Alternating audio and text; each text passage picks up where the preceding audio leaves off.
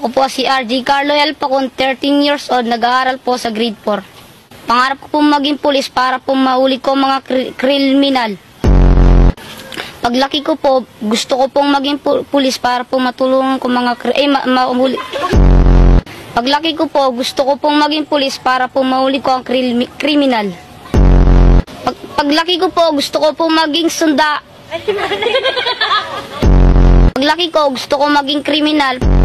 Ano ang English ng alas 5 ng madaling araw? Good morning. Ano humati ng patlong? I miss you. Say tang ina mo. Tang ino. Tang Ina mo. Yeah, that's the say I miss you. Tang ina mo. Basta, excited ka na bang pumasok? Anong oras dapat nag-schedule mo?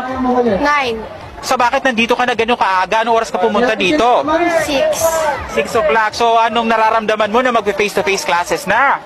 Wala. Masaya ka ba? Opo. Okay, masaya na, parang hinalulungkot si ate.